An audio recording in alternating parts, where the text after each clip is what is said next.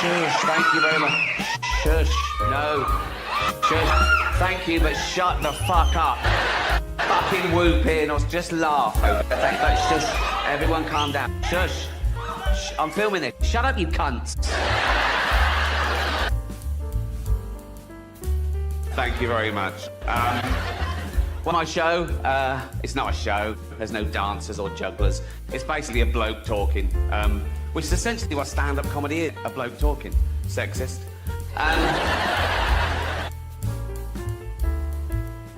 What about all the funny female comedians? Like, No, right. No. I'm not doing that. Okay, right. That was irony. There's going to be a bit of that throughout the show. We'll see if you can spot it, okay? Now, that's when I say something I don't really mean for comic effect, and you as an audience, you laugh at the wrong thing because you know what the right thing is. It's a way of satirising attitude. That first joke, I used the old-fashioned sexist trope, women aren't funny. Now, in real life, I know there are loads of funny women. Like, I did it again, well spotted. Good. No, but there are. Dame Edna Everage.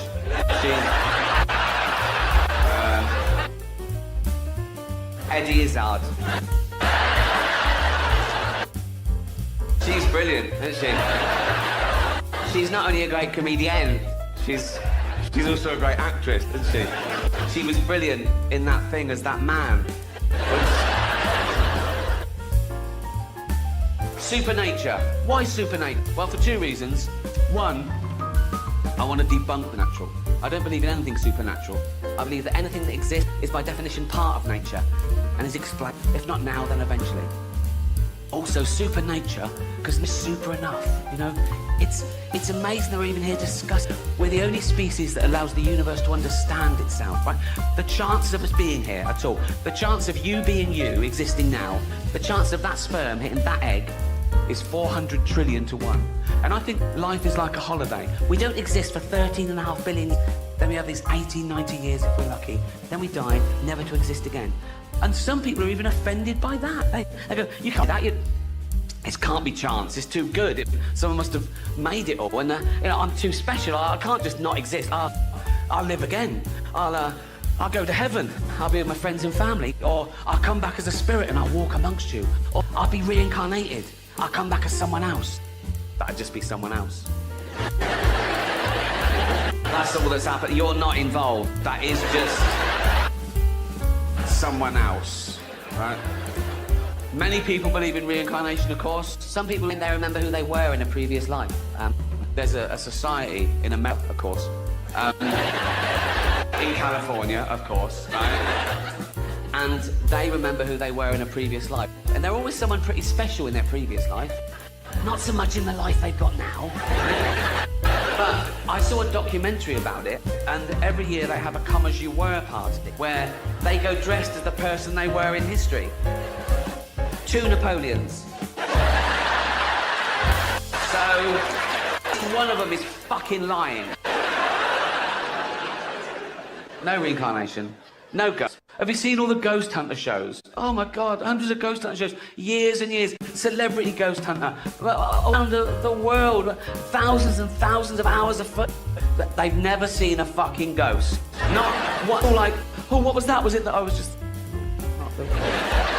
What did you hear that? Was it just that? Was it you? No. Imagine if wildlife programs were like that. Imagine watching David Attenborough all these years, and everybody goes, here, on Kilimanjaro, we see the owners.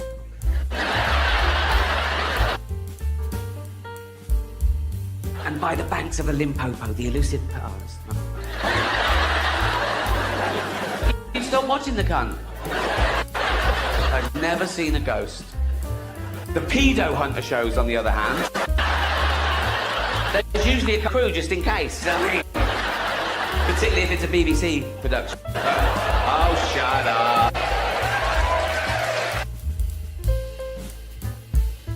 No reincarnation, no ghost, no heaven, I believe. People can't get over that. People quiz me on Twitter when they find out I'm an atheist. They go, what, you don't believe in God at all? I go, no. Do you pray? I go, no. They go, why don't you pray just in case there's a God? And I say, why do you put garlic over your door just in case there's a Dracula?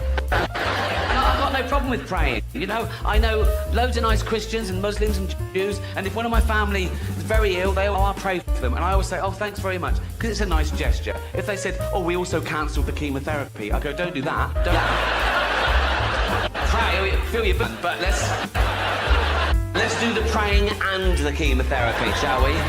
Because that's the same result as just the chemotherapy. So let's definitely keep that, shall we? I got in trouble talking about praying on Twitter once. Do you remember a few years, that terrible disaster in Oklahoma, the hurricane? People lost their lives and their livelihood, and I donated to the Red Cross. I tweeted about it with a link saying you can donate here too, trying to help them with their drive. And one of those sort of frivolous entertainment magazines from America, their account thing, it really annoyed me. They tweeted, Beyonce and Rihanna send prayers to Oklahoma. And I tweeted back going, oh, I feel like a cunt, I only sent money.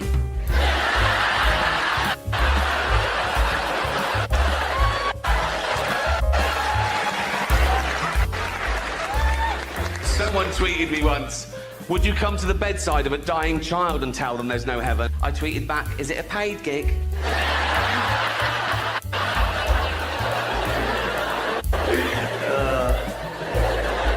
I don't care whether you believe or not, what you believe in, who you pray. Doesn't affect me. I just think that nature is super enough, you know? I don't think we need angels and unicorns. We've got the fucking octopus. That actually exists. 8 legs, 9 brains, 3 hearts and a beak. Make your fucking mind up. What are you... The duck-billed platypus, a monotreme. When scientists first found that, they thought it was a hoax, because it produces eggs and milk. It could make its own custard. It doesn't, but it could. It definitely could. Talking of abortion, now, I don't want to divide them, but I'm pro-choice. I don't think it's anything to do with me or any other man what a woman does with her body, right? Thank you. On the flip side of that, there are people who are anti-abortion. I don't just mean people who wouldn't have it for themselves. That's choice. I mean, I don't want anyone to have it. And of those, small percentage that are really militant, and of those, there are a small percentage that are fucking... There's ones in America that are like terrorists. They bomb abortion clinics and put fetuses through your door, and there's propaganda machines. So they're liberals, they're aborting babies at 9 months, pulling them out of the vagina and liquidizing like crazy conspiracy theory, right? And now they've got the internet, so they've got like fonts and memes, just like science to them, right?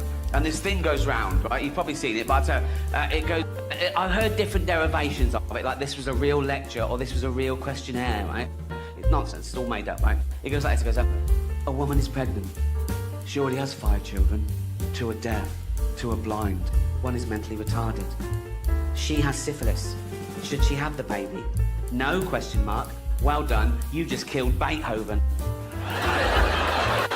That makes no fucking sense at all. Okay, keep it fair. Let's do the opposing. So, okay, there's another woman. She's pregnant, 2 children, great hearing, great eyesight, really smart. She hasn't got syphilis. Should she have the baby? Yes, question mark. Well done, you just gave birth to Hitler. Now, I don't want to divide the room, but I'm not a fan of Hitler. Hear me out, I've got my reasons. Right, listen. Sci-fi, right? Whenever you see a sci-fi series, there's always one where they invent a time machine and they go and try and kill Hitler. And if they're successful, they come back to the present. It's worse, because they've mucked up the time-space continuum. Of course it is. You change anything, the slightest thing in history, it has a catastrophic effect. I wouldn't change anything, even if I could. My life's too good. I can't take that chance. Do you know what I mean? If just came to me and went, Rick, we've sorted it. You'd have to go back in the time machine. Just press this button, right? Kills Hitler before the Holocaust, before the war, right? The present is exactly the same, except it makes you a bit more ginger. I'd go, no. Why should I suffer?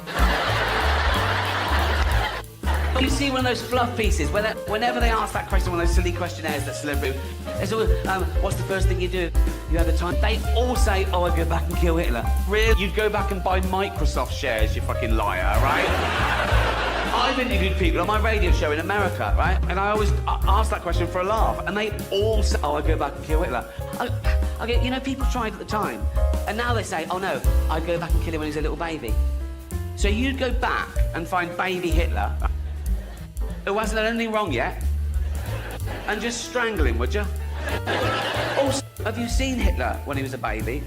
oh my God, absolutely adorable. Look at that. Look at his little face. You go back, you're like, okay, you go, is that it? Yeah, you go, oh, good, you little Nazi, you. I know what you're thinking. Well, have I got a picture? Baby Hitler. That's my business. What if I do masturbate over it? What if that's the only thing I masturbate over? There's no victim. No, you call the police right now.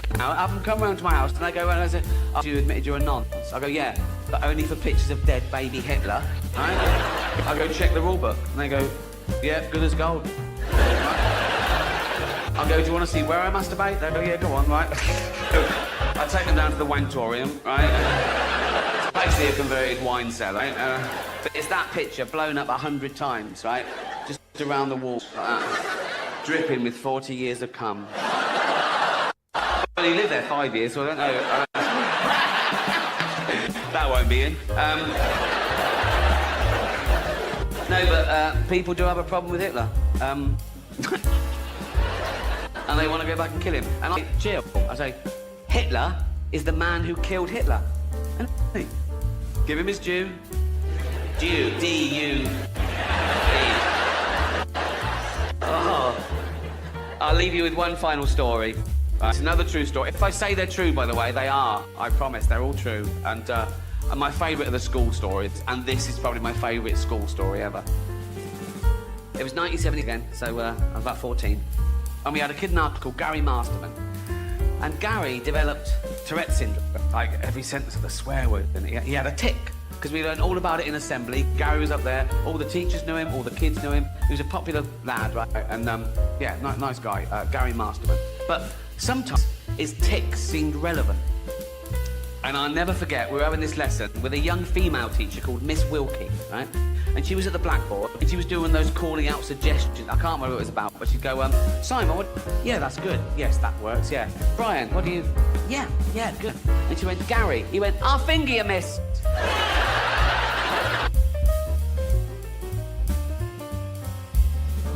And she just went, anyone else? And she pointed to Sean Dixon, and Sean went, yeah, I'll finger you. You've been amazing. Good night.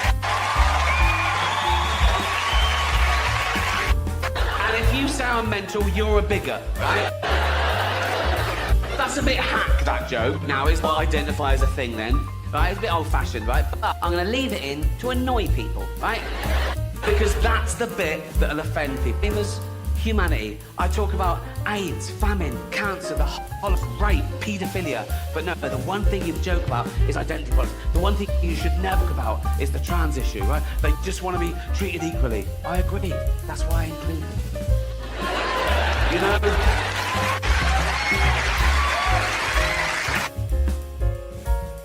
I'm joking about all the other stuff, but they go, no, he must mean that, right? Like a joke is a window to the comedian's true self. That's just not the case. I'll take on any view to make the joke funny. I'll pretend to be right-wing. I'll pretend to be left-wing. I'll pretend to be clever. I'll pretend to be stupid. Whatever makes the joke funnier without prejudice. Okay, full disclosure, in real life, of course I support trans rights. I support human rights, and trans rights are human rights, you know? Live your best life. Use your preferred pronouns. Be the gender that you feel that you are. But meet me halfway, ladies. Lose the cock. That's all I'm saying.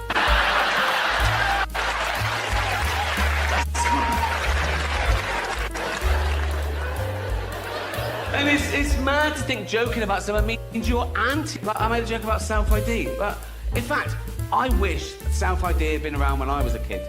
I'd have used it to get shit. I'd have gone to my mum, Mum, I'm trans. She'd have gone, what?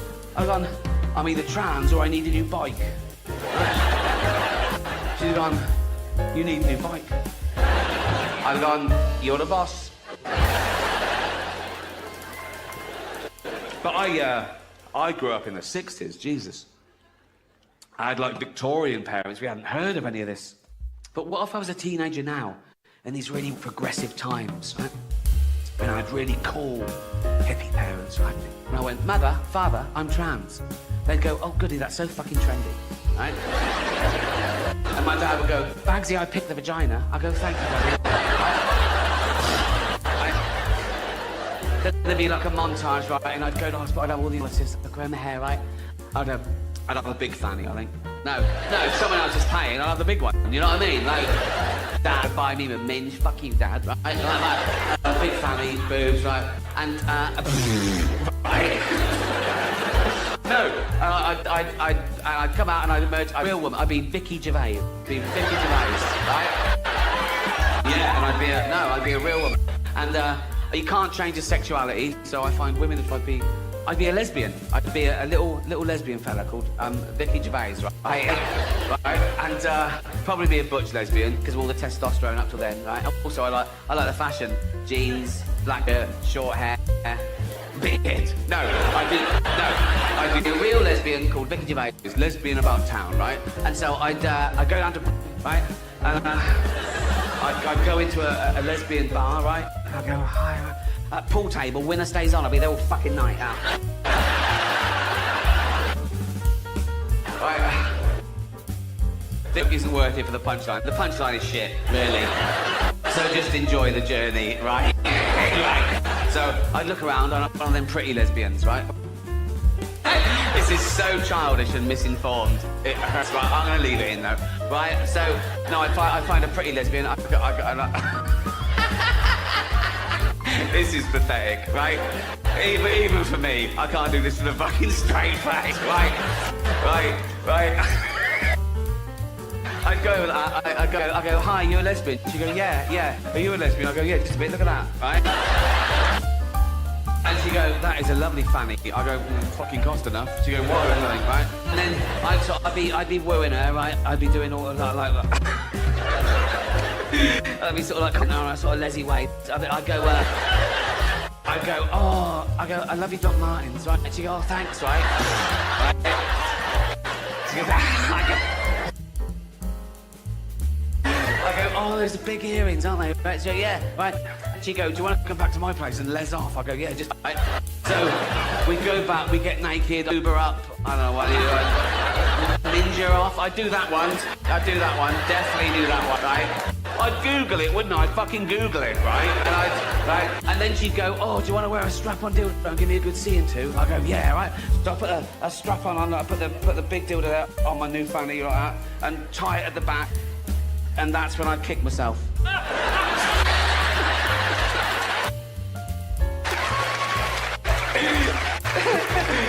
Told you it was shit, didn't I? Oh, God. Good to be back. I fell back in love with stand-up on my love for humanity. I played arenas around the world. Netflix bought it for a record amount. It was the most watched special of the year. I thought, everyone loves me now. Everyone loves me now. Then I got this tweet. Real tweet, right? Call yourself a comedian. He knows I do. Literally says the word in my bio. Call yourself a comedian. You're about as funny as... Now, I thought he was going to go for the jugular and say Miranda. Or... Come on, guys. Don't... I'm joking. Right. Call yourself a comedian. You're about as fun as a fart at a baby's funeral. He was trying to hurt my feelings.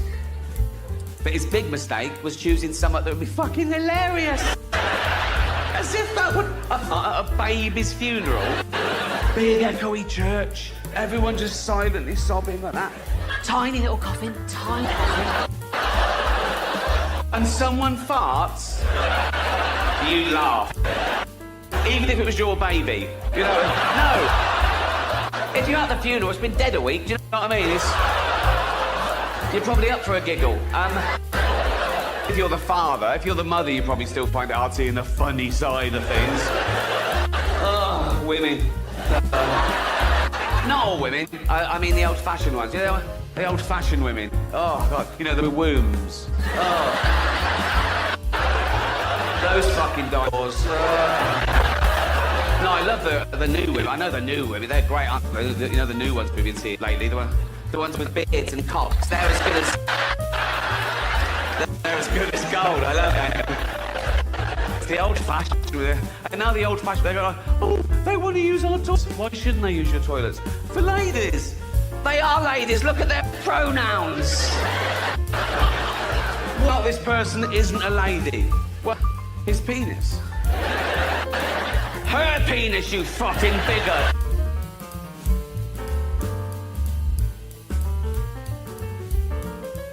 What if he rapes me?